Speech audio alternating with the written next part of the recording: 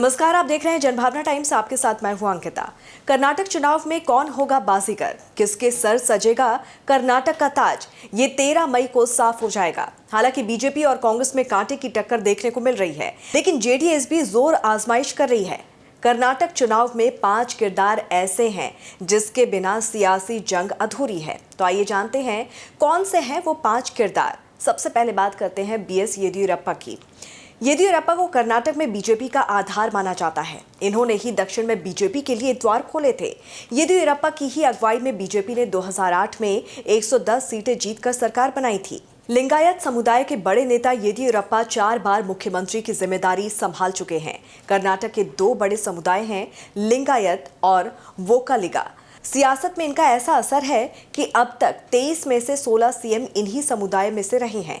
लिंगायत समुदाय को भगवा पार्टी का परंपरागत समर्थक भी माना जाता है, लेकिन इस बार विपक्षी दलों ने भी लिंगायत समुदाय और उनके धार्मिक नेताओं को साधने में कोई कोर कसर नहीं छोड़ी। वहीं 4 दशक में पहला मौका है जब येदियुरप्पा खुद चुनाव नहीं लड़ रहे। 15 साल की उम्र में आरएसएस से जुड़ने वाले येदियुरप्पा 8 बार विधायक रहे हैं।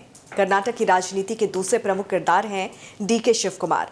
डीके को कांग्रेस का संकट मोचक कहा जाता है, जिन्होंने कर्नाटक के अलावा भी दूसरे राज्यों में कांग्रेस को संकटों से निकाला है।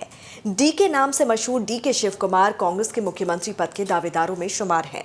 डीके वोक्कालिगा समुदाय से आते हैं, जो कि कई मौकों पर बीजेपी के लिए सिरदर्द साबित हुए हैं। 1400 करोड़ से ज्यादा की संपत्ति के साथ डीके कांग्रेस के सबसे रईस नेताओं में शुमार हैं। डीके ने 2008, 2013 और 2018 के विधानसभा चुनाव में कनकपुरा सीट से भारी मतों से जीत हासिल की है। इस बार वो जीत का चौका लगाने के लिए चुनावी मैदान में उतरे हैं। इसके अलावा कांग्रेस के तरकश में एक और बड़े नेता हैं 75 साल के सिद्धारमैया। इन्हें भी कांग्रेस में सीएम पद का दावेदार माना जाता है। पेशे से वकील रहे सिद्धारमैया कर्नाटक की राजनीति का बड़ा नाम है। सिद्धारमैया ने 1978 में सक्रिय राजनीति में कदम रखा था। कर्नाटक विधानसभा में वो विधायक, वित्त मंत्री, उप मुख्यमंत्री के बाद साल 2013 में मुख्यमंत्री की भी शपथ ले चुके हैं।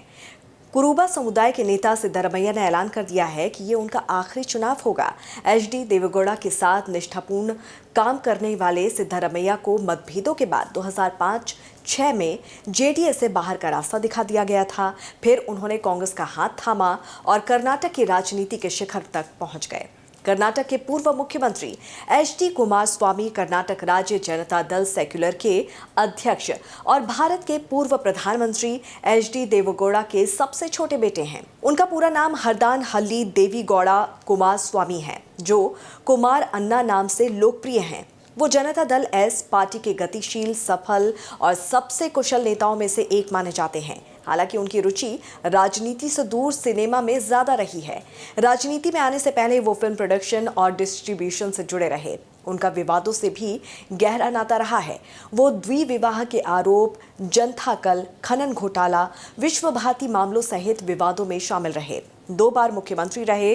कुमारस्वामी वोक्कालिगा समुदाय से आते हैं। 1996 के आम चुनावों के दौरान उन्होंने राजनीतिक मैदानों में प्रवेश किया। वो कनकपुरा संसदीय क्षेत्र से 11वीं लोकसभा में चुने गए थे और इस बार वो चन्नापटना से मैदान में हैं। अब बात करते हैं कर्नाटक के सीएम बसवराज बोम्मई की, जो कि येदियुरप्पा के करीबी माने जाते हैं। बोम्मई ने 28 जुलाई 2021 को गेटवे टू द साउथ कहे जाने वाले कर्नाटक के मुख्यमंत्री के रूप में शपथ ली थी।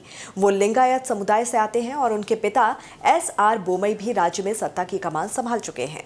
जनता दल से अपने राजनीतिक सफर की शुरुआत करने के बाद वो फरवरी 2008 में भारतीय जनता पार्टी में शामिल हो गए। बोम्मई ने गृह कानून, जल संसाधन, सहकारिता और संसदीय कार्यों के मंत्री के रूप में काम किया है। तो ये वो 5 बड़े चेहरे हैं जो कर्नाटक की राजनीति में इन दिनों छाए हुए हैं और साथ ही साथ कर्नाटक की राजनीति को बदलने में महारत इनको हासिल है। बहरहाल इस पर आपकी क्या कुछ राय है, जरूर हमें कमेंट करके बताइए। जुड़े रहिए जनभावना टाइम्स के साथ। नमस्कार।